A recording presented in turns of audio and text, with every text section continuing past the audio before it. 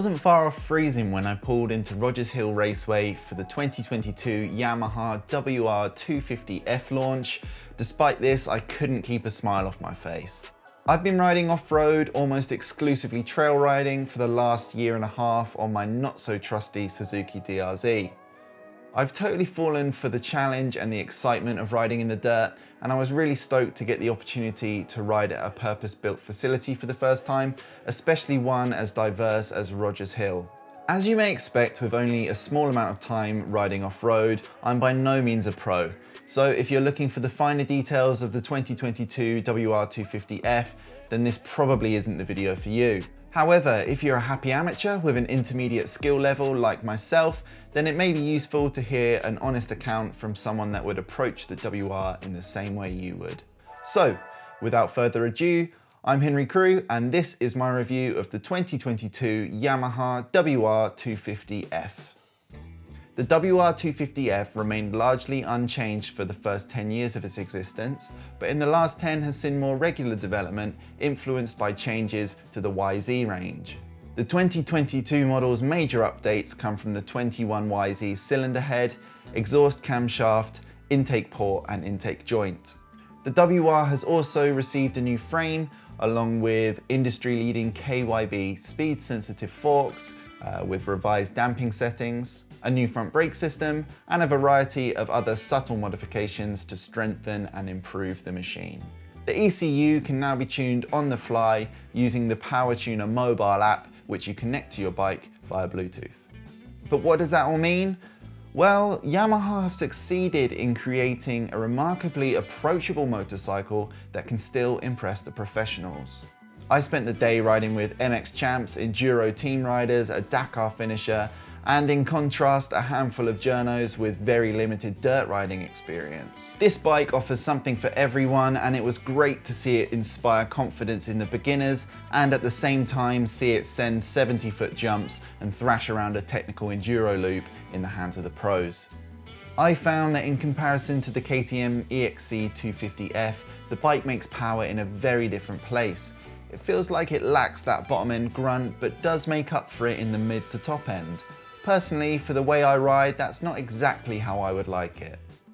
On public trails where I'm likely to encounter walkers, cyclists and horse riders, I feel that this bike's going to coax me into using that mid to top end, riding faster, perhaps getting a little bit ahead of myself and potentially endangering other trail users.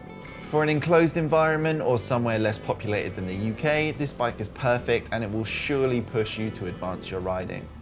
In the same vein, the lack of power at the bottom end and in general, due to it being a 250, means you really have to be way more aware of your gear selection.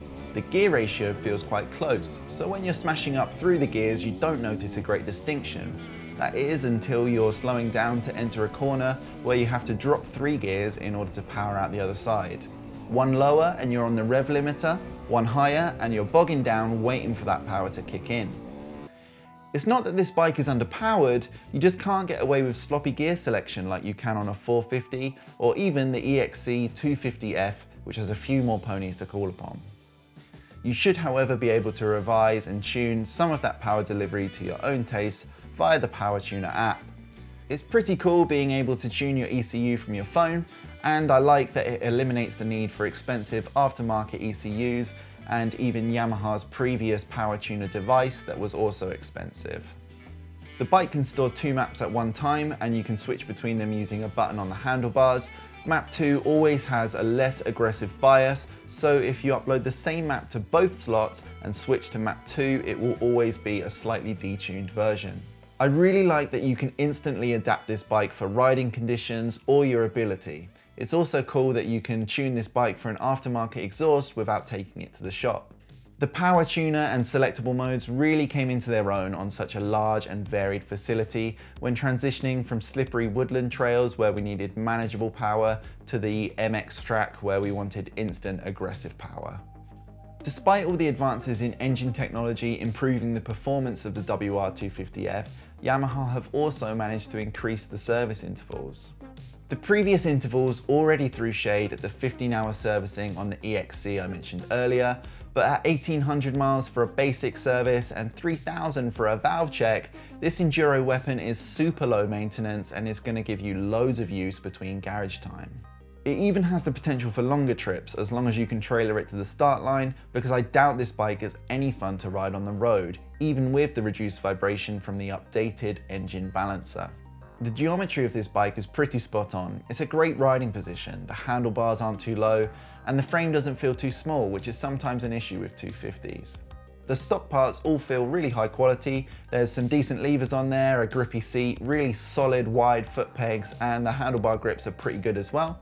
It doesn't ooze the same high-end feel as the KTM, but it costs almost £2,000 less, and by no means does it feel cheap. The KYB suspension deserves an honourable mention too. Straight out of the box, it's ready to get the job done, whatever that job may be. It's pretty phenomenal that this bike will handle both hard enduro and a few fevered laps of a motocross track. When jumping to flat, the bike feels comfortable and there's not even a hint that it's going to bottom out. It really soaks up your mistakes when tractoring over obstacles or coming up short on jumps, and again, seeing this bike bone stock in the hands of novices and professionals side by side really is a testament to the range of the vehicle. It also definitely highlights for me that it's a machine that you can grow with as a rider. The 2022 WR250F is insanely versatile and competent. It will provide enjoyment for beginners and experienced riders, handle trail riding, technical enduro, hard enduro, even a 70-foot motocross jump. In a single day, we put the bike through all of these scenarios and it didn't miss a beat. The suspension is forgiving, the riding position is comfortable, and the engine can be tuned to your needs. The only thing that might put me off buying one is the engine size due to my primary usage. I wouldn't really want to ride one on the road for all that long, so unless you live relatively close to the trails, you're going to be trailering that bike. Depending on where you live, this might have knock-on effects for longer trips where you might encounter road sections as you would with something like the Trans-Euro Trail. The engine is great, but I just prefer more gutsy low-end delivery. I find it to be way more useful on public trails as it stops me pushing too hard in order to get the most out of the bike, and it also allows me to power out of my sloppy mistakes just that little bit easier. As I've said, the WR250F is incredibly versatile, but at the end of the day, it's going to come down to what you're using it for.